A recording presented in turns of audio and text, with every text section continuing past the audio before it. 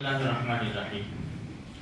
دیکھو گزشتہ کل فطر کے بارے میں بتایا تھا کہ اللہ کے رسول صلی اللہ علیہ وسلم نے ارشاد فرمایا کہ اللہ پاک نے ایک نماز کا اضافہ کیا جو تمہارے لیے سرخ رنگ کے اونٹوں سے بہتر ہے، اور وہ وطر کی نماز ہے۔ اس لیے جب ہم عشاء کی نماز پڑھنے آئے میرے بھائیوں تو ہم وطر کے بغیر نہ جائیں۔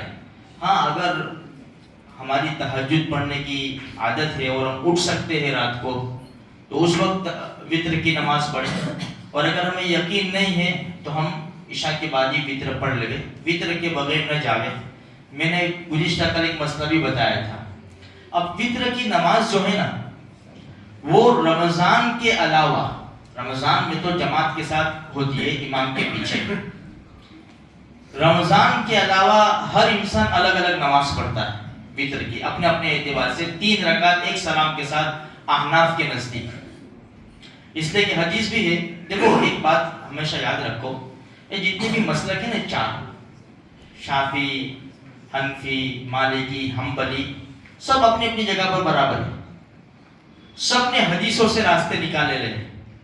بھائی کسی کو یہ حدیث اچھی لگی تو اس کے اوپر عمل کیا، یہ حدیث اچھی لگی اس کے اوپر عمل کر لیا۔ اب ایک بات یہ ہے کہ جب اگر ہم حنفی لوگ ہیں، امام اعظم ابو حنیفہ رحمۃ اللہ علیہ کا ہم فالو کرتے ہیں، انہوں نے جو حدیث سے مسائل استنباط کیے اور وہ ہمارے سامنے رکھے، ہم ان کا فالو کرتے ہیں، تو پھر مکمل اسی پر ہمیں عمل کرنا ہے۔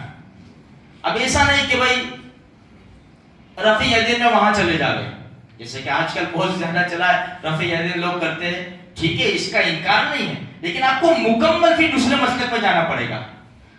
بھائی یہاں پر ہاتھ رکھنا یہ بھی صحیح ہے، ناف کے اوپر ہاتھ رکھنا، ناف کے نیچے والے بھی حضرت علی رضی اللہ تعالیٰ عنہ کی حدیث تحت السرہ، تو ایسا نہیں کہ بھائی یہاں سے کچھ اٹھایا وہاں سے کچھ اٹھایا، جو اچھا لگا اس کے اوپر نہیں، ایک مسلک کے اوپر ہم جمے رہے۔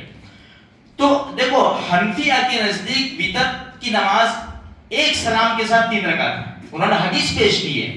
ابی بن کعب رضی اللہ تعالیٰ عنہ نے فرمایا کہ نبی کریم صلی اللہ علیہ وسلم نے وطر کی نماز پڑھی، پہلی رکعت میں سبح اسم ربک الاعلی پڑھا، دوسری رکعت میں قل یا ایھا الکافرون، اور تیسری رکعت میں قل هو اللہ احد، یہ ہو گئی۔ اور پھر فرمایا ایک ہی سلام پھیرا، 3 رکعت میں ایک سلام پھیرا۔ پھر آگے یوں فرمایا، اسی حدیث کے اوپر حضرت عمر رضی اللہ تعالیٰ عنہ کا عمل ہے، عبداللہ ابن مسعود رضی اللہ تعالیٰ عنہ کا عمل ہے، انس ابن مالک رضی اللہ تعالیٰ عنہ کا عمل ہے۔ اس حدیث میں یہ نام بتائے گئے۔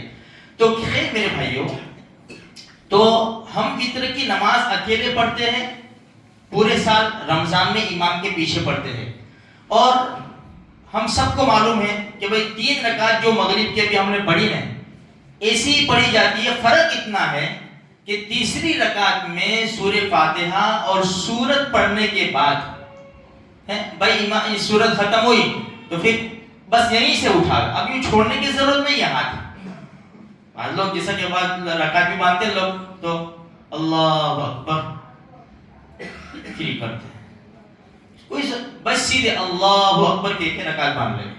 اب یہاں دعائے قنوت پڑھنی ہے، سورت ختم کی ہے، اب سیدھے اللہ اکبر کہہ کے ہاتھ باندھ لے اور دعائے قنوت پڑھ لے۔ اب دعائے قنوت یہ ضروری نہیں کہ یہی پڑھے، اللہم انا نستعینک و نستغفرک، یہ پڑھنی چاہیے، لیکن اگر کسی کو نہیں آتی، دوسری دعا آتی ہے، دوسری دعا پڑھے۔ اچھا اگر کسی کو آتی نہیں ہے، دعائے قنوت بھی نہیں آتی، قنوت نازلہ بھی نہیں آتی، دوسری دعا بھی نہیں آتی، تو اس کو یاد کرے بھائی۔ دیکھو یہ اللہم انا نستعینک و نستغفرک و نؤمن بک بڑی زبردست دعا ہے، بہت ہی اچھی دعا ہے۔ اگر عربی ہم جانتے ہیں نا تو اس کو ہم اپنی دعا میں بھی شامل کرتے ہیں، اتنی بہترین دعا ہے، اللہ سے استعانت ہے، توبہ استغفار ہے، اللہ کی ذات کے اوپر بھروسہ ہے، ہم اللہ کو کہہ رہے ہیں کہ ہم تیرے اوپر ہی ایمان رکھتے ہیں، تجھی سے مدد مانگتے ہیں، یہ ساری چیزیں اس کے اندر جمع ہے۔ اچھا تو اب یہ یاد کرنا چاہیے، جب تک یاد نہیں ہوتی ربنا آتنا فی الدنیا حسنۃ وفی الآخرۃ حسنۃ وقنا عذاب النار، یہ پڑھ لے میرے بھائیوں۔ اتنا بھی نہیں آتا تو پھر اللہم اغفر لی، اللہم اغفر لی، اللہم اغفر لی، لیکن وہ یاد کرنا ضروری ہے، یاد کرے ہم، ایسا نہیں کہتے ہیں پولیس والوں نے چھوٹ راستہ بتا دیا، اب اللہم اغفر لی پڑھ لینے کا نہیں، ایسا نہیں ہے میرے بھائیوں. تو اب اچھا یہ اب 3 رکعت ختم کر لے ہوئے. پھر اگر کوئی انسان بھول گیا، جیسے ہماری جو کمپیوٹر والی نماز ہے نا، باندھتے ثنا آ جاتی ہے، اعوذ باللہ بسم اللہ الحمد، کوئی سورت آ جاتی ہے. بعض مرتبہ ہم تیسری رکعت میں دعائے قنوت پڑھنا بھول جاتے ہیں. ہم سیدھے قل هو اللہ احد اللہ الصمد لم یلد ولم یولد ولم یکن له کفوا احد اللہ. اب رکوع میں گئے تو یاد آیا، تو اب کھڑے ہونے کی ضرورت نہیں ہے، نماز کو کنٹینیو کریں، اخیر میں سجدہ سہو کر لیں میرے بھائیوں. تو یہ وتر کا طریقہ ہے. اور امام کے پیچھے ہمیں قرات کرنے کی ضرورت نہیں ہے جب امام کے پیچھے وتر پڑھیں، لیکن وتر کی جو دعا ہے وہ ہمیں امام کے پیچھے بھی پڑھنی پڑے گی. تو اس کو ہمیشہ ہم یاد رکھیں، اور خصوصاً جو شریعت نے قاعدے قوانین عبادات بتائے میرے بھائیوں، ہم کچھ کر کے اللہ کے پاس جائیں.